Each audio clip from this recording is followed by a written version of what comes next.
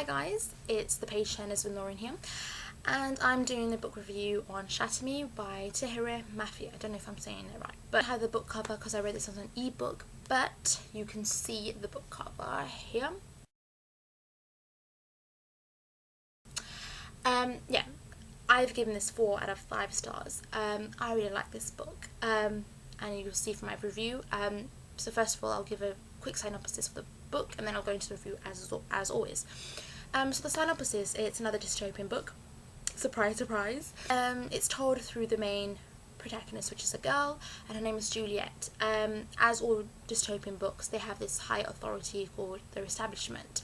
The world is in devastation, there's diseases, there's hunger, it's not a place where you can live safely. All in all, the establishment wants to wipe away this present being on Earth and create a new future world where everyone can live prosperous and wealthy. And in order for them to do that, they're trying to wipe out every little evidence of the past and the present, and they're trying to create this universal language. So the main girl, she's locked up, and she's in this isolation cell. She hasn't seen any human contact since she was the age of 8, and now she's 17. She has this secret, and she has this power, so a very lethal power, and that's why the re-establishment locked up, because she's seen as a threat to society. But then the story picks up once a certain someone within the re-establishment, within the higher authority, wants her by his side, wants her to help her out. She's let out of her cell and to use her power for the greater good of the establishment. But yeah, so that's where the story picks up. Going on to review, I like the character, the main protagonist girl, which is different from me, which is weird because all the other dystopian girl characters I didn't really like, except for Katniss. I really like her. I think she's strong-minded. I think she knows what she wants to do. There's a lot of emotions within her. In the book, within the first couple of chapters, the book is written as if she's writing her own journal, which she does. There's a lot of crosses out and there's a lot of repetition. So through that you get to see her emotions, the multiple emotions that she's going through, the struggle she's going through, how she can't really make her sense of what's happening, why she's here. She's let out of the cell. You get to see her grow into a character with her power. And with the other character called Adam Kent, he at first, he's a new cellmate for Juliet, which is weird because she's never had or seen any humans for quite some time, and so this is really a shock to her. And at first, I also liked him as well. At first he was quite cocky and mean towards her, but then spending his time in the cell with her, he got to see a new side of Juliet. He realised she's not crazy at all. Spoilers away of why he was there in the first place, in case of those who are watching this video who haven't read the book. But there's more towards their relationship, and obviously, as all dystopian books, their relationship is one of romance and intimacy. The author, putting those two characters together, made a really excellent couple. Both complete each other, both have been hurt in the past, come together, they feel whole again. I don't want to go all mushy or anything like that, but yeah, so putting those two couples together is good. I mean, he's strong and lean and muscle and hot, and she's like, the typical girl, but she's strong-minded as well, and she's strong herself. Character called Warner. Oh, okay. He is seen as the villain in the book. He's part of the re-establishment. He's seen the leader of the re-establishment. Orders come from him. People listen to him. The military, the soldiers listen to him. The reason why Juliet has got released out of the cell was because on his orders he's fascinated by her and her power. He's read everything, every medical reports, her school reports. He knows every background detail of her, and he wants to meet her. The reason why he wants her is he wants her power side the re-establishment, and to help him create this regime, create this empire where he's the leader. And she doesn't like that at all, obviously. I might be weird. There's a lot of people who don't like Warner because he is a bit of a psycho. I mean, he shoots innocent people. In the book, one of the books, he just there was a traitor that was presented to him.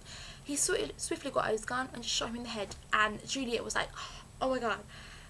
Stuff like that. It's really sick and presents him as a psycho. But there's another side to him that's like, I really like him, and the way that the author describes him, he seems so hot, and he likes He's in love with Juliet, but I don't know if he's in love or he just loves her power. I want them to be together. I know it's just really weird, pure evil.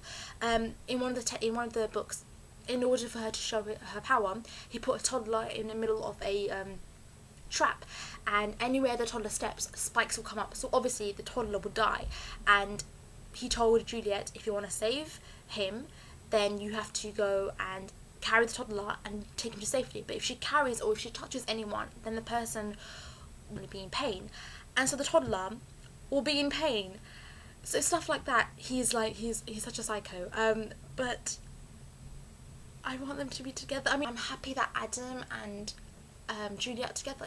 I'm really split. I like Adam and Juliet being together. They complete each other. But then Warner's the bad boy, and you always want the bad boy with the girl. But yeah, okay.